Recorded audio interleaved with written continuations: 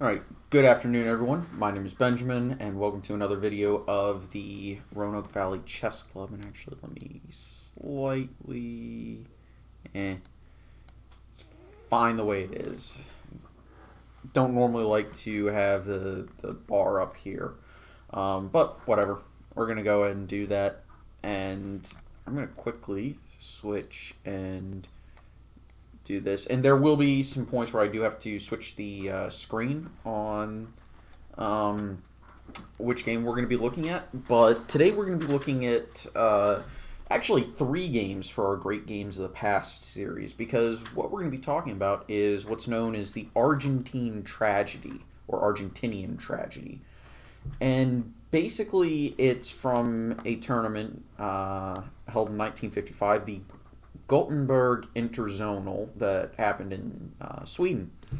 And somewhere early in the tournament, the particular variation of the Sicilian Najdorf was played. And of course, the Argentines were well versed in the Najdorf, considering Miguel Najdorf, the inventor of the variation, and one of the foremost proponents of it, was on their team and actually playing in this. And the second game we're going to look at actually has Najdorf playing with the black pieces.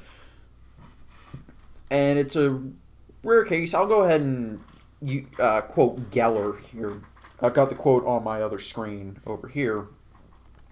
And Geller said in one of his books, "Several times in my career, situations have occurred which are known by the name of twin games.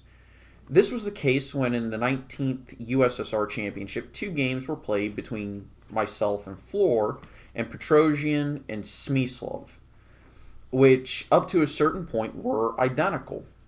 In one of the rounds of the 1956 USSR Yugoslavia match between myself and Karaljik and Averbach and Ivkov coincided.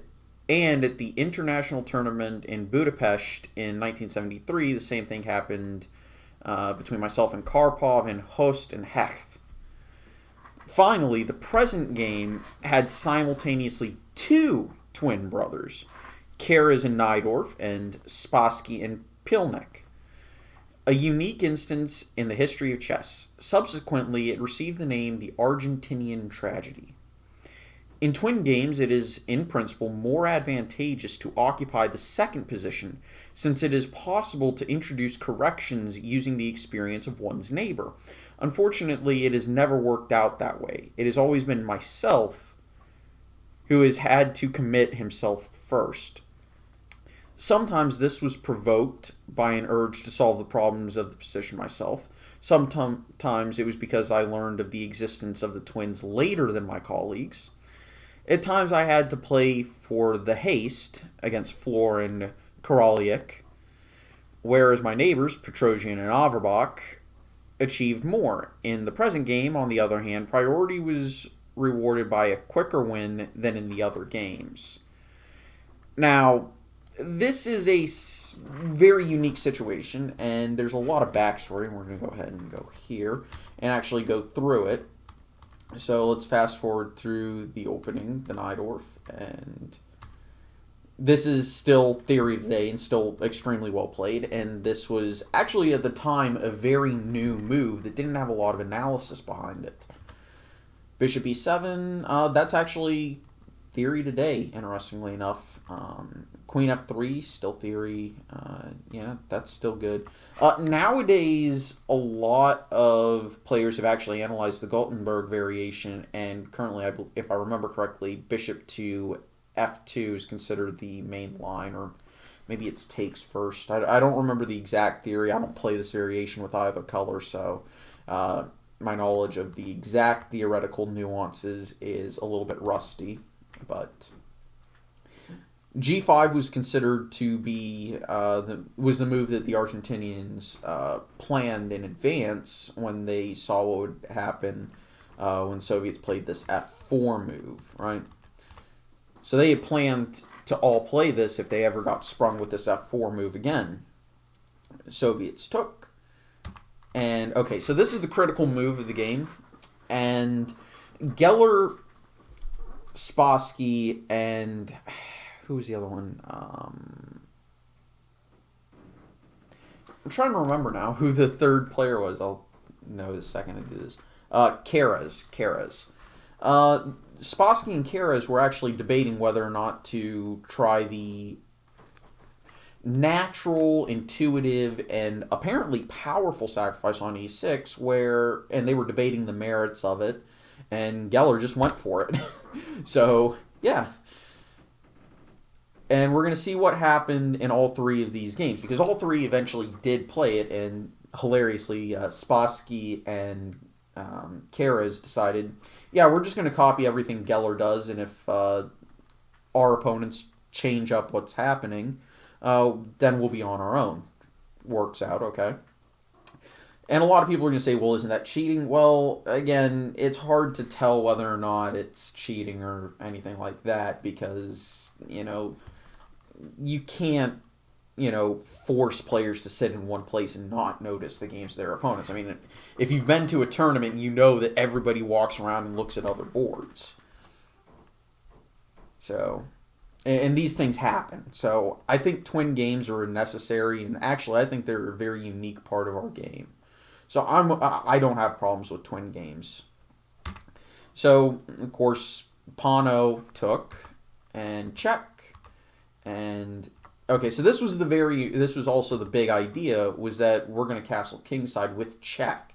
So we want to play an aggressive move. I think a lot of people would be interested in playing like bishop to e2, but bishop b5 is actually pretty powerful because it puts the knight on some very good squares, and your knight may be rerouting to e6 eventually.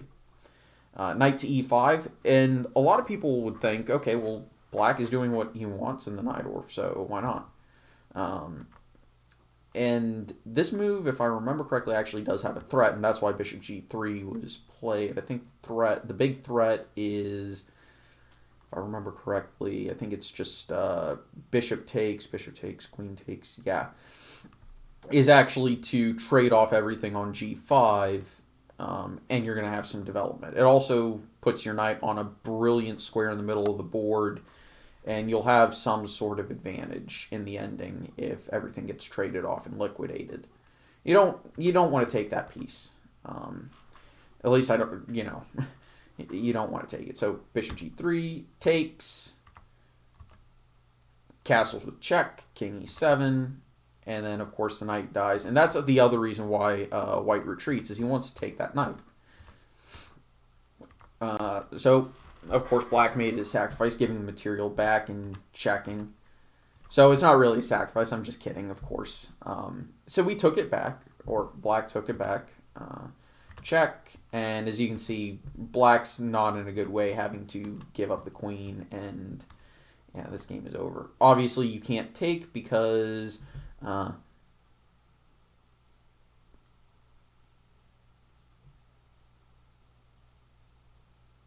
you can't take that because of queen to g7. And you would be picking up a rook, and at that point, you're just better, so. King goes up the board, queen c7, knight blocks, and yeah, this game is basically over. The game continuation is here. And by the way, this is just, no, this would not lead to a good situation, as you can see. So instead, took the bishop and check mate, actually. But, of course, if I remember correctly, black actually resigned here in this position because it's fairly easy to see how he loses, right? Yeah, fine. So we're going to move on to the game with Keres and Najdorf. And we're going to fast forward through the opening. And, of course, white plays a sacrifice, takes check, bishop b5, king g7 was a different move that was chosen. Castles, hey, the knight got to e5 again, and it's a good place. Bishop g3, another, it's a key idea. And we're taking, and we're checking. And as you can see, black is not in a good way here. And black resigned. Because, well, your position is bad. Everything about it is bad. We're threatening b5, we're threatening e7, and there's just nothing you can do to stop any of those threats. And now we look at Spassky.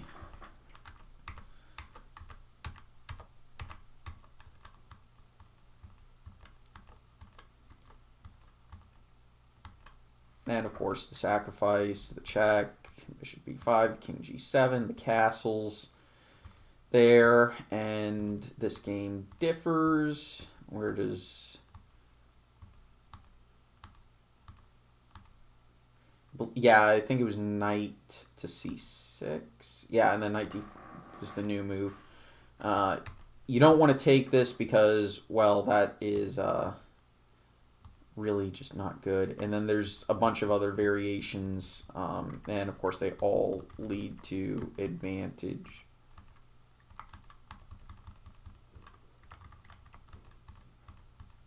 They all lead to an advantage for the white pieces, and I mean, yeah. So we're going to go back to the game continuation as to why you don't take that. Rook takes a2, h3, queen there, knight takes, queen there, and of course, very similar tactics. And we got to see what actually would happen if you played out the game. And of course, black resigned here. The rook is hanging, the queen is hanging, and you don't want to play, say, queen to c7 because bishop to d6, and there's good, there's bad, and I mean it's just bad. Your game is just lost here, and you don't want to move your queen off of the diagonal that it's on because the rook is hanging. So anyway, I just wanted to show off these three games with a very, very unique story about the Argentinians doing some preparation just in case they face this f4 variation. And they sprung their preparation hoping that their opponents would fall for it, and then one of them refutes it over the board, and the rest of them, and the other Soviet players just copy their moves. It's just a very unique story in chess, and if we go back to the opening, I'll see if I can remember. So it actually wound up being that the king f8 was correct, and if I remember correctly, the correct move is, 13, rook h7. And Bobby Fischer was the one who found this move. Bobby Fischer was the one who found this move because he had analyzed the game to death, and he determined that this would lead to a forced draw, and as far as we can tell, with engines and a few games that have been played, yes, this is actually the case, that this leads to a very exciting draw. Anyway, I want to thank everyone for watching. I hope you enjoyed. See you next time. Take it easy. Have a nice day.